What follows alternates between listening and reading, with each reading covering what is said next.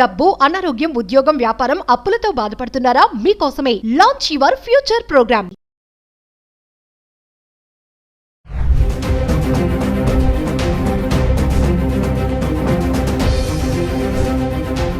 నమస్తే, welcome back to Suman TV. ప్రస్తుతం మనతో పాటు ఉన్నారు consumers affairs committee chairman Mandari Krishna Reddy గారు. నమస్తే సార్. నమస్తే అమ్మా. సార్, రీసెంట్గా అమెరికా వెళ్ళడానికి పేరెంట్స్ ముఖ్యంగా చూసుకుంటే, మామూలుగా అమెరికా వెళ్ళడానికి చాలా ఇష్టం ఉండదు. పిల్లల్ని చూడడానికి వెళ్ళొచ్చు, మనవల్ని కానీ అక్కడ స్పెండ్ చేయాలనుకుంటారు. మరీ ముఖ్యంగా అక్కడ ఉండాలి, ఆ క్లైమేట్ కానీ అంత ఇష్టపడతారు కదా. కానీ ఏంటంటే ఇప్పుడు పేరెంట్స్ లాంగ్ డిస్టెన్స్లో లాంగ్ పీరియడ్ వెళ్ళాలనుకున్న వాళ్ళు వెళ్ళడానికి ఇష్టపడట్లేదు, అక్కడ ఉండడానికి కూడా ఇష్టపడట్లేదు. ఎందుకంటారు? రీజన్ ఏంటంటారు? చాలా కారణాలు ఉన్నాయి దీంట్లో. మొదటిసారి వెళ్ళడానికి చాలామంది ఇష్టపడతారు, కొద్ది రోజులు అక్కడ ఉండడానికి ఇష్టపడతారు. అంటే షార్ట్ టైంలో వెళ్ళిన వాళ్ళు, ఒక 10 రోజులు 15 రోజులు నెల రోజులు ఉండేటువంటి వాళ్ళు చాలా సంతోషపడతారు. ఎందుకంటే భారతదేశానికి అమెరికాకు మధ్యలో చాలా వ్యత్యాసం ఉంది. అక్కడ రోడ్లు కానీ, అక్కడ వాతావరణం కానీ, అంటే రోడ్లు చాలా నీట్గా ఉంటాయి. అసలు ఎక్కడ చెత్త చెదారం అనేది ఎక్కడ కనబడదు మనకు. అన్ని ఆటోమేషన్స్ ద్వారా ఎప్పటికప్పుడు క్లీన్ చేసేస్తారు కాబట్టి అది మనకి ఎక్కడ కూడా చిన్న చెత్త కానీ, అసలు మన దగ్గర కనబడేటువంటి కంపు కానీ, లేకపోతే క్లీన్ చేయకపోవడం కానీ, ఎక్కడికెక్కడ పెంట కుప్పలు మున్సిపల్ సంబంధించినటువంటి కనబడడం కానీ, ఇలాంటి దృశ్యాలు మనకు అమెరికాలో ఎక్కడ గాలించి చూసినా కనబడవు. అది నెంబర్ 1. నెంబర్ 2 ఏమిటంటే అసలు ఇలాగా ట్రాఫిక్ జాములు అవ్వడం కానీ, ఎక్కడ పడితే అక్కడ గంటల తరబడి వెయిట్ చేయాల్సిన పరిస్థితి కానీ ఇలాంటివి కానీ ఉండవు. ఎందుకంటే అక్కడ ట్రాఫిక్ నియంత్రణ చాలా గొప్పగా జరుగుతుంది. ఎవ్వరు కూడా ట్రాఫిక్ వయలేషన్స్ ఉండవు. కాబట్టి ఎంత వేగంతో వెళ్ళాలి అంటే అంత వేగంతో వెళతాయి. అక్కడ కొన్ని తక్కువ వేగంతో వెళ్ళాలి ఉంటాయి, కొన్ని ఎక్కువ వేగంతో వెళ్ళాలి ఉంటాయి. ఆ ఎక్కువ వేగంతో వెళ్ళకపోయినా కూడా ఫైన్ వేస్తారు. ఎందుకంటే మరి వెనక వాళ్ళకి ఇబ్బంది కలగకూడదు కదా. ఆ వేగంతో వెళ్ళినప్పుడు మాత్రమే నియంత్రణ కరెక్ట్గా టైంలో రీచ్ అవ్వడం జరుగుతుంది. ఇలాంటివన్నీ ఉంటాయి. తర్వాత గొప్ప గొప్ప దృశ్యాలు, మంచి మంచి స్టూడియోస్, మంచి మంచి పార్క్స్, మంచి మంచి అమ్యూజ్మెంట్ పార్క్స్ లాంటివి, తర్వాత అనేక రకాలైనటువంటి మ్యూజియంస్ చూడడానికి అవకాశం ఉంటుంది. అంటే భారతదేశంలో చూడడానికి వీలైనటువంటివి అనేక మనకు అక్కడ చూడేసిన అవకాశాలు ఉంటాయి.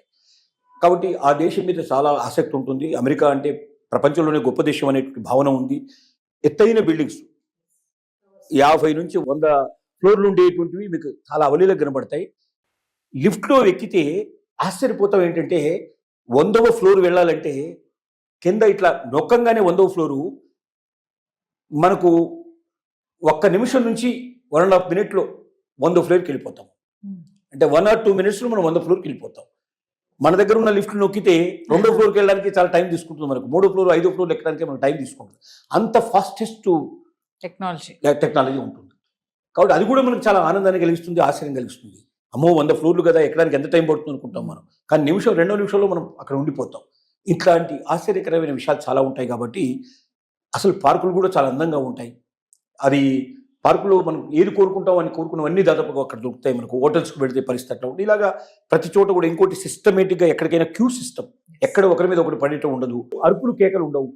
మాట్లాడే విధానం కూడా చాలా నిబద్ధంగా మాట్లాడతారు. ఎందుకంటే ఏ మాత్రం సౌండ్ చేసినా కూడా వెంటనే హోటల్ నుంచి పంపించగలిగే పరిస్థితులు ఉంటాయి. కాబట్టి మన దగ్గర అంతగా సిగరెట్లు తాగుతూ ఉంటాం, ఇరవై ఉంటాం. దానికి సిగరెట్ స్మోకింగ్ ఏరియాస్ వేరే ఉంటాయి, అక్కడ వెళ్ళి రావాల్సిందే. చాలా మర్యాద, ఒకరినొకరు గౌరవించుకునే విధానం, క్యూ లైన్ పద్ధతులు, ఇలాంటివన్నీ కూడా మనల్ని విపరీతంగా ఆకర్షిస్తాయి. కాబట్టి పేరెంట్స్ అక్కడికి వెళ్ళారంటే వాళ్ళు ఇష్టపూర్తిగా వెళ్ళి ఎక్కువ రోజులు ఉండాలని కోరుకోవడానికి తప్పలేదు. కానీ జరిగేది ఏమిటంటే ఎక్కడికి వెళ్తున్నాం, వాళ్ళంతా వాళ్ళు వెళ్ళి వాళ్ళంతా వాళ్ళు తిరిగి వచ్చేసి ఒక హాలిడే ట్రిప్ లాగా వెళ్ళి వస్తే సంతోషంగా ఉంటుంది. కానీ పిల్లల దగ్గరికి మనం వెళ్తున్నాం. ఈ పిల్లల దగ్గరికి వెళ్ళడానికి 2 రకాలు ఉంటాయి. కొద్దిమంది పిల్లలు మాత్రమే తాము అమెరికాలో స్థిరపడ్డ తర్వాత తమ పేరెంట్స్ కూడా వచ్చి చూడాలి అని కోరికతో వాళ్ళని ఆహ్వానించే వాళ్ళు ఉంటారు. కానీ 90% పేరెంట్స్ పిల్లలు ఇన్వైట్ చేసేది ఎప్పుడంటే ప్రెగ్నెన్సీ వచ్చినప్పుడు, కూతురుకు కానీ కోడలికి కానీ ప్రెగ్నెన్సీ వచ్చినప్పుడు ప్రెగ్నెన్సీలో సహాయం చేయమని చెప్పి పిలుస్తారు. ఓకే. కారణం ఏమిటి దానికంటే అక్కడ ఎవరైనా అసిస్టెంట్ పెట్టుకోవాలంటే, ఎవరైనా పని మనిషిని పెట్టుకోవాలంటే, లేదా సహాయకరం ఎవరిని పెట్టుకోవాలంటే ఒక మనిషి జీతానికి సరిపోయేంత డబ్బులు అక్కడ ఇవ్వాల్సిన పరిస్థితి ఏర్పడుతుంది. అక్కడ సర్వెంట్ మేట్స్ కూడా వాళ్ళు కార్లలో వస్తారు, రిచ్గా ఉంటారు. వాళ్ళు రాగానే వాళ్ళకి వీళ్ళు విష్ చేయాలి, వీళ్ళు గుడ్ మార్నింగ్ చెప్పాలి, లోపల తీసుకెళ్ళాలి, వాళ్ళకి టీ ఇవ్వాలి, బ్రేక్ఫాస్ట్ ఇవ్వాలి, ఇలాంటివన్నీ ఉంటాయి. సో దీంతో ఏమవుతుందంటే భారతీయులు అసలు అక్కడికి వెళ్ళేదే డబ్బు కోసం వెళ్తున్నారు. ఎంత ఎక్కువైతే అంత మిగిల్చుకొని దాన్ని మన దేశానికి పంపించుకొని అక్కడ ఆస్తులు కూడా పెట్టుకొని తర్వాత వెళ్ళి మనం సెటిల్ అవ్వడం ఉద్దేశమే ఎక్కువ మందికి ఉంటుంది. ఈవెన్ గ్రీన్ కార్డ్ హోల్డర్స్ కూడా నేను 100% ఇక్కడే ఉంటామని ఎవరు అనుకోరు. మన డెస్టినీ ఆల్రెడీ మళ్ళీ ఇండియానే అనేటువంటి ఉద్దేశంతో ఎక్కువ మంది ఉంటారు. కాబట్టి డబ్బు ఎక్కువ ఖర్చు పెట్టడానికి ఇష్టపడరు. కాబట్టి వెంటనే వాళ్ళకి తోచేది ఏమిటంటే అత్తామామలు లేదా అమ్మా నాన్నలు వీళ్ళు ఎవరో ఒకరు ఖాళీగా దొరికే అవకాశాలు ఉంటాయి. వెంటనే ఒక టికెట్ అరేంజ్ చేసేస్తే మన వాళ్ళు వెళ్ళిపోతారు. అంటే ఒక సహాయకురాలను 6 నెలలు పెట్టుకోవాలంటే సుమారుగా వాళ్ళకి 6 లక్షల రూపాయలు ఖర్చు అవుతుంది. అదే మన ఇండియా నుంచి ఒక వెళ్తే ఓ 50,000 లక్ష రూపాయల లోపల వాళ్ళకి అయిపోతుంది. భోజనం ఎట్లాగో వాళ్ళతో పాటు చేస్తారు. ఏదైనా అది ఇది చూపించిన అయ్యేటువంటి ఖర్చు అంతా కలుపుకుంటే అంటే మనం పని వాళ్ళకి ఇచ్చేటువంటి దాంట్లో ఒక 10% 15% ఖర్చు పెడితే మనకు వాళ్ళకన్నా ఎక్కువ నమ్మకంగా 24 గంటలు ఇంట్లో ఉండి ఒక లేబర్ లాగా పనిచేయడానికి మనకి 2 వ్యక్తులు దొరుకుతున్నారు. 24 hours సర్వీస్. ఈ ఉద్దేశంతో ఎక్కువ మంది పిలుస్తారు. దీన్ని చెప్పాలంటే పచ్చిగా చెప్పాలంటే పరిస్థితి కాకపోతే ప్రేమలు అభిమానాలు ఆలోచనలు ఇవన్నీ చాలా ఉంటాయనుకోండి. కానీ మన వాళ్ళు కూడా ఎందుకు వెళ్తారంటే మొట్టమొదటిసారి వెళ్ళేటువంటి వాళ్ళు ఆ ప్రేమతో వెళ్తారు. నా కూతురు ప్రెగ్నెంట్ అయింది, నా కోడలు ప్రెగ్నెంట్ అయింది, నేను నా మనవరాలను చూసుకోవాలి, మనవడిని చూసుకోవాలన్న ఆతృతో మనం అక్కడికి వెళ్తాం. వెళ్ళిన తర్వాత జరిగేది మొట్టమొదటి ఏంటంటే అసలు వీక్లీ ఆఫ్స్ ఉండవు. సహజంగా ఈవెన్ ప్రెగ్నెంట్ లేడీస్ కూడా ఒక 2 నెలల ముందు 1 నెల ముందు సెలవు పెడతారు కదా, మిగతా టైంలో అంతా కూడా వాళ్ళు వర్క్ చేస్తూనే ఉంటారు. ఇద్దరు ఆఫీస్కి వెళ్ళిపోతే 5 రోజుల పాటు వీళ్ళు ఒంటరిగా ఉండాలి ఆ ఇంట్లో. అసలు బయటికి వెళ్తే మాట్లాడితే వీళ్ళ మాటలు ఎవరికి అంటే అక్కడ భాష ప్రాబ్లం చాలా ఎక్కువ ఉంటుంది. ఏదైనా దూరం వెళ్ళాలంటే అడ్రస్ తప్పిపోతాం అనే భయం ఉంటుంది సహజంగా. వీళ్ళు చొరవ తీసుకొని దూరం వెళ్ళరు. మనలాగా బయటకు వచ్చి పక్క వాళ్ళు ఈ పక్క వాళ్ళు మాట్లాడేటువంటి పరిస్థితులు అక్కడ ఉండవు. పక్కింటి వాళ్లకు మన ఇంట్లో ఒకవేళ టీవీ శబ్దం ఎక్కువ వచ్చినా వాడు వెంటనే కేసు పెడతాడు, న్యూసెన్స్ కేసు పెడతాడు. పిల్లల అరుపులు బాగా వినబడ్డా కేసు పెట్టేస్తారు. కాబట్టి ఎవడి డోర్ వాడు క్లోజ్ చేసుకొని ఇంట్లో ఉంటాడు. పక్కింటి వాళ్ళు కూడా మాట్లాడేవాళ్ళు దొరకరు, పక్కకు వెళితే ఎవరు ఉండరు. ఇక ఎవడు మాట్లాడకుండా మన వాళ్ళు బతకడం చాలా కష్టం. మన వాళ్ళు మాట్లాడడానికే పుట్టారు. ముఖ్యంగా మగవాళ్ళు బయటికి వెళ్ళంగానే ఆడవాళ్ళు చేసే పని ఏంటంటే ఎదురింటి వాళ్ళు పక్కింటి వాళ్ళు వెనకింటి వాళ్ళంతా కలుసుకొని మాట్లాడడం, కలిసి ఉంటే కలిసి మాట్లాడుకోవడం ఇలాగా సహజంగా జరుగుతుంది. ఆ ఎక్స్చేంజ్ ఆఫ్ థాట్స్ లేకపోతే మన వాళ్ళు బతకడం చాలా కష్టం. అంటే అక్కడ ఏంటంటే వారంలో 5 రోజుల పాటు వాళ్ళకి 10 దినాలు, ఒక్క సాటర్డే సండే మాత్రమే వాళ్ళకి హాలిడే వస్తుంది. ఆ హాలిడే రోజున ఏదైనా వీళ్ళని తీసుకెళ్తే ఒక సినిమాకో లేకపోతే ఏదైనా ఒక పార్క్కో లేదా ఇంకేదైనా తీసుకొచ్చే అవకాశాలు ఉంటాయి. మిగతా రోజుల్లో వాళ్ళతో కాస్త గడిపే అవకాశాలు ఉంటాయి. కానీ 5 రోజుల పాటు వీళ్ళు ఇంట్లో బంధించినట్టుగా బతకాలి. ఒక రకంగా చెప్పాలంటే ఖైదీల్లాగా బతకాలి. ఇది చాలా మందికి ఇష్టం ఉండదు. తర్వాత చాకిరీ అంతా 6 నెలలు మనం చాకిరీ చేయడానికి అక్కడికి వచ్చిన విషయం అని అర్థమవుతుంది. చాకిరీ అయిపోతుంది. ఆ తర్వాత ఏం చేస్తారు, ఏదో కొద్దిగా 1 రోజు 2 రోజులు సెలవు పెట్టేసేసి అమెరికాలో ముఖ్యమైన ప్రదేశాల్లో తిప్పేసేసి మళ్ళీ ఫ్లైట్ ఎక్కిచ్చేస్తారు, వచ్చేస్తారు. కాబట్టి ఈ రకమైన జీవితం గడపడానికి చాలా మందికి ఇష్టం ఉండదు. ఎందుకంటే స్వేచ్ఛా జీవితం, మన స్వేచ్ఛ కోల్పోతున్నాం. ఏం చేసావు అమెరికా పోయి అంటే ఇంట్లోనే గడిపానని, ఇంట్లో ఇల్లు వదిలిపెట్టి బయటకు పోవడానికి లేదు, వారం రోజులకి 5 రోజులు నేను ఇంట్లోనే గడిపానంటే అసలు మన వాళ్ళని గడపాలంటే 5 రోజుల పాటు ఇంట్లో ఎవరు బిక్కచచ్చి ఒక్కరే ఉండి కూర్చోనంటే మాట్లాడడానికి మనుషులు లేకుండా రాత్రి ఎప్పుడూ వస్తారు. వాళ్ళు వచ్చేవరకే చాలా లేట్ అవుతుంది. ఎందుకంటే ఒక్కొక్క నగరాన్ని 100 కిలోమీటర్లు 200 కిలోమీటర్లు ఎక్కడో వాళ్ళ ఉద్యోగాలు ఉంటాయి. కార్ డ్రైవ్ చేసుకుని పోవాల్సిన పరిస్థితి ఏర్పడుతుంది. కార్ డ్రైవ్లోనే 1 గంట నుంచి 2 గంటలు 3 గంటలు టైం దొరుకుతుంది. మళ్ళీ తిరిగి అవ్వడానికి అంత టైం పడుతుంది.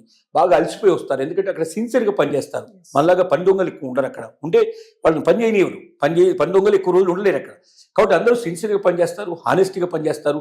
అంత కష్టపడి వచ్చి వాళ్ళు 5 రోజుల పాటు గుడ్డి చాకు చేస్తారు. ఒక రకంగా చెప్పాలంటే ఒక సామెత ప్రకారంగా 5 రోజులు గాడిదలాగా పనిచేస్తారు, 2 రోజులు గుర్రంలాగా సుఖపడతారు. ఆ 2 డేస్ వాళ్ళు ఏంటంటే ఎక్కడైనా వీకెండ్స్లో సముద్రం ఒడ్డుకు వెళ్ళడం, అక్కడ రెస్ట్ తీసుకోవడం, మంచి ప్లేస్లోకి వెళ్ళడం బాగా ఉంటారు. కానీ ఈ నలుగురు కలిసి వెళ్ళాలంటే అయ్యే ఖర్చు మోపిడవుతుంది. వీళ్ళని ఎందుకు పిలిచారు? డబ్బులు మిగిల్చుకోవడానికి పిలిచారు. ఒక రకంగా చెప్పాలంటే పనివాళ్ళని పెట్టాలంటే అక్కడ పనివాళ్ళు దొరకరని కాదు, బ్రహ్మాండంగా చూసుకునే వాళ్ళు దొరుకుతారు, అంతే హానెస్టీగా దొరుకుతారు. దొంగతనాలు అట్లాంటివి ఏం జరగవు. ఎవరినైనా పిలిచి ఉండొచ్చు. కానీ తన జీతం దాదాపు సగం జీతం పోగొట్టుకోవాలి, లేదా ఇద్దరు వర్క్ చేస్తే అందులో ఒకరి జీతం పోగొట్టుకున్న పరిస్థితి ఏర్పడుతుంది. అంత డబ్బిచ్చి వీళ్ళు 5-6 నెలలు వీళ్ళని పోషించడం కష్టం అనే ఉద్దేశంతో వీళ్ళు తీసుకెళ్తారు. వీళ్ళ పర్పస్ ఏదైనప్పుడు వీళ్ళ ఖర్చు ఎక్కువ పెట్టడం. ఖర్చు పెట్టినప్పుడు ఏమవుతుంది, వీళ్ళు ఖైదీలాగా బతకాల్సి వస్తుంది. అందువల్ల ఎక్కువ మంది దానికి ఇష్టపడరు. కాబట్టి మీరు ఎంత దానికి పోతున్నారు, వారం రోజులు 10 రోజులు 15 రోజులు పిక్నిక్ దాకా వెళ్ళి వచ్చేటైతే అమెరికా చాలా గొప్పగా ఉంటుంది. ఎన్నిసార్లు వెళ్ళినా మళ్ళీ వెళ్ళాలనిపిస్తుంది. కానీ వాళ్ళ అవసరాలకు మాత్రమే పిలిచినప్పుడు మాత్రం అక్కడ వెళ్ళే వాళ్ళు 100కి 90 మంది ఈ రకమైన సఫర్ అయిన వాళ్ళు ఉన్నారు. రెండోసారి పిలిస్తే మేము రామని చెప్పిన వాళ్ళు చాలా మంది ఉన్నారు.